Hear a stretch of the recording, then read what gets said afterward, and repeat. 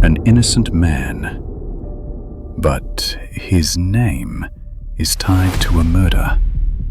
One morning, without any warning, the police come to his home.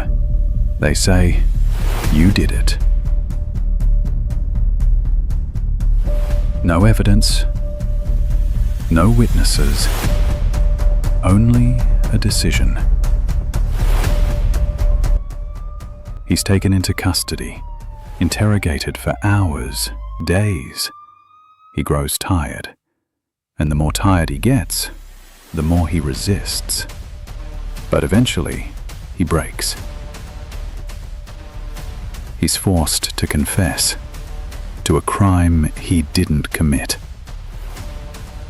In court, everyone believes he's guilty. The prosecutors, the media, the public, all of them. And the sentence is given. 25 years in prison. Tomasz Komenda is sent to hell. But he was innocent.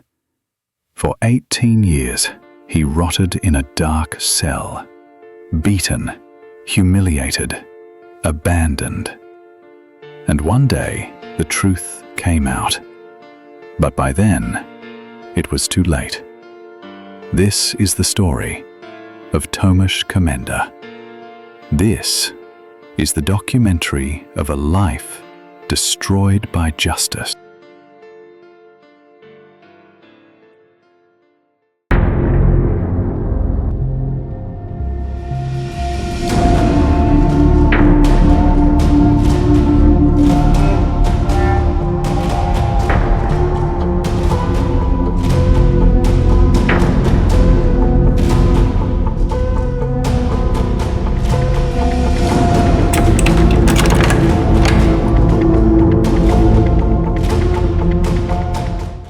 The Murder and the Investigation.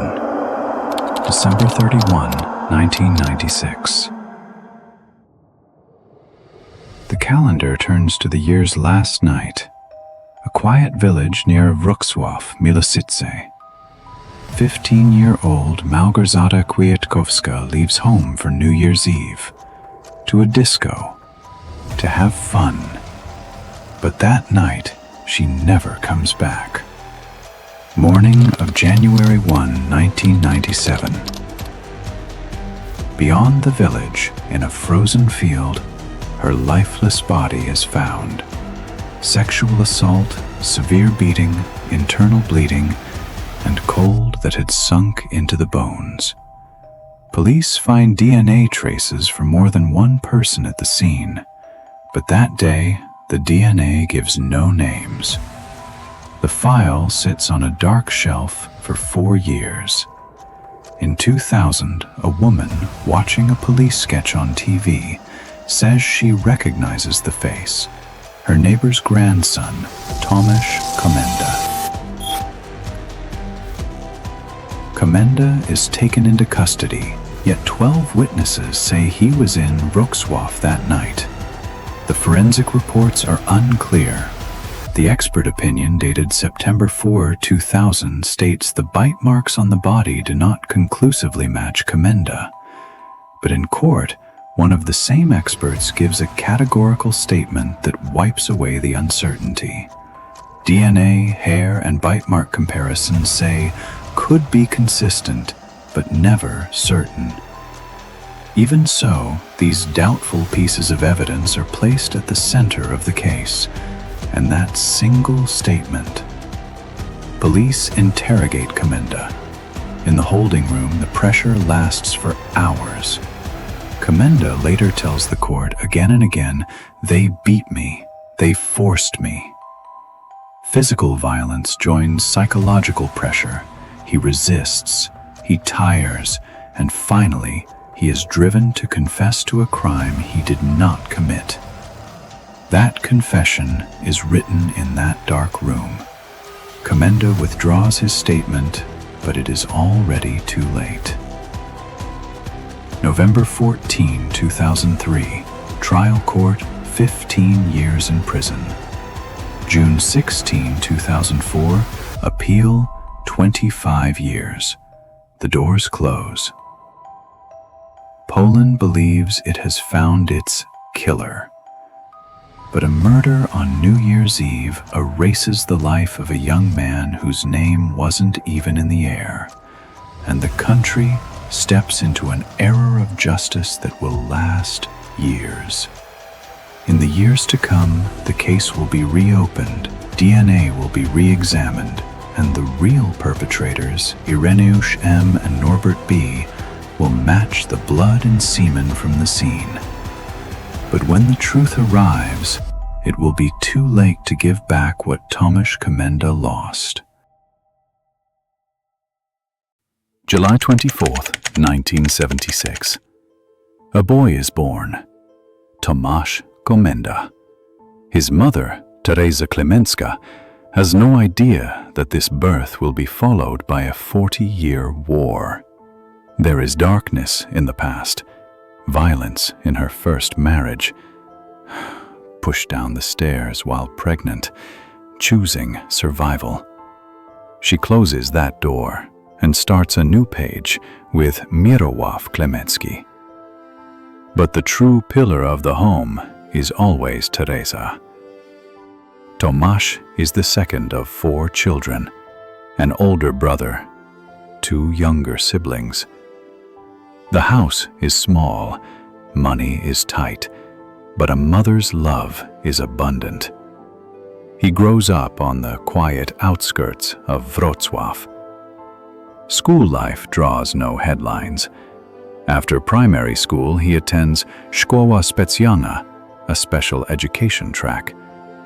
It is not a mark on his mind or character, just the route the system assigns. His youth moves in a simple rhythm between home and work. He works at a car wash. Soap foam and the hiss of a hose are his daily soundtrack. Neighbors and friends know him as calm, not quarrelsome, a quiet type. There is no criminal record. Police are a distant concept. December 31, 1996 to January 1, 1997. New Year's Eve at the family home in Wrocław. 13 people under the same roof. Tomasz is at home. Witnesses say so. But we will learn that in this country, sometimes an alibi is just a piece of paper. 2003-2004. Wrocław Courthouse. The Verdict Hall, November 14, 2003. Inside the heavy stone walls of the Wrocław Regional Court, the scales of justice tremble. Presiding Judge Mariusz Wiązek announces 15 years in prison for Tomasz Komenda. June 16, 2004. The Court of Appeal pushes it further. 25 years. On the prosecution side, the first move comes in April 2000 from prosecutor Stanisław Ozimina. Later, the case is carried by prosecutor Tomasz Fedik, and the most contested piece of evidence. September 4, 2000. Forensic doctors Dr. Jerzy Koweksi and Wiesław Semichuk look at the marks on the victim's chest and say, they could belong to Komenda. Could. But in the court record, the word hardens into certain. Years later, the same expert will admit that was a mistake. Incomplete and contradictory evidence sets the course of a life. Incomplete evidence, wrong conclusions, and a life condemned with no way back. Evidence presented to the court. Bite mark report. In the written report, the marks are possibly Komenda's. In the courtroom, that nuance becomes certain. This is the backbone of the conviction. Biological traces, blood, semen, and hair from the scene and clothing are initially read as likely Komenda. They stand as supporting points in the file. Scent trail evidence. A cap's odor sample is said to match Komenda using 2 police dogs. The method's reliability is not questioned at the time. An informant reacts to a robot portrait aired on Magazine Kryminalny 997, pointing to Komenda. The tip triggers the arrest. Statement in custody. Komenda says once, "I was in Milwaukee. I had consensual sex with a girl." Then retracts it, saying it was taken under pressure. The statement stays in the file. Alibi. 12 to 13 witnesses say he spent New Year's night at home in Wrocław. The court finds the alibi unconvincing. 2004 to 2007. Areszt śledczy we Wrocławiu. Ulica Świebodzka 1. The iron door closes. The first words that echo as he steps inside, "Wchodzisz do piekła," you're entering hell. About 3 years, narrow corridors, the smell of rust, the clack of locks. From day one, the label pedophile sticks, the very bottom of the prison hierarchy. Stares sharpen, whispers thicken, threats multiply in the dark. 2007 to 2019. Zakład Karny No. 1 in Wrocław, Kleczkowska 35. The city's most infamous fortress. Gray walls, iron narrowing the sky. 12 years. First the general ward, then the protective wing. Protection in reality means isolation. Behind closed doors, years turn into solitary time. As one former officer put it, 18 years in isolation feels like 36. In the yard, he's cornered. Kicks fly. The tower guard turns his back. Later, Komenda will say, annoyed, "They treated me like garbage," angry. "I don't go to the bathroom at night. They threatened to rape me again and again." At least 2 suicide attempts. In one, cellmates find him hanging and cut him down. And for 18 years, because he never confessed, he was not granted a single day of leave. 2015 to 2018. Zakład Karny in Strzelin. The last stop. Quiet, heavy Strzelin. Here, the calendar thins less than hope. In 2018, as the retrial gathers speed, he is transferred back to Wrocław. From the outside, every New Year's, one chair remains empty at home. Its name is Hope. Tomasz Komenda keeps pushing at the door. From the inside, sad. More than 6,600 days. That's not just a number. That is my hell. When a person is condemned by a false label, how do you measure what remains inside? By the days that pass, or the soul that melts? In the dusty air of the archives, a file refuses to close. Bartosz Biernat turns the pages again in Wrocław and tells his superiors, Komenda may be innocent. 2016. Minister of Justice and Prosecutor General Zbigniew Ziobro orders the case to be re-examined. Investigation restarts under the coordination of the Prokuratura Krajowa. At the same time, the Łódź District Prosecutor's Office opens a separate file on possible misconduct in the original 1997 investigation. Who erred? Where? How? March 14, 2018. The Prokuratura Krajowa Dolno Śląski Wydział Zamysłowy files for a retrial. The grounds are clear. New evidence. March 15, 2018.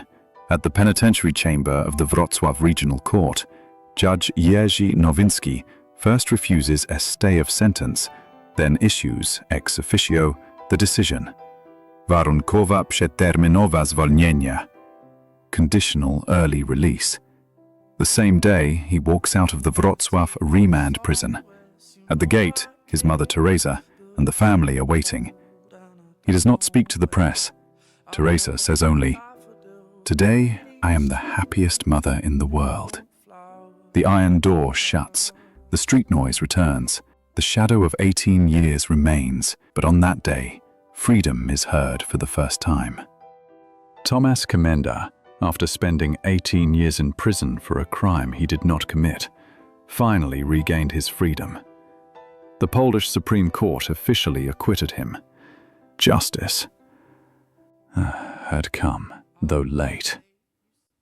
The real perpetrators, Ireneusz M. and Norbert B., were sentenced to 25 years in prison for the murder of Małgorzata Kwiatkowska. That same year, Tomasz began a relationship with Anna Walter. Their son Philip was born. 2021. The court awarded Tomasz 12 million Polish zloty, approximately $3.4 million in compensation. Although financial security was provided, the lost youth, the years, and the psychological scars could not be returned. In 2022, Tomasz and Anna parted ways due to their different lifestyles and ongoing disagreements. This separation deeply strained both his heart and his life.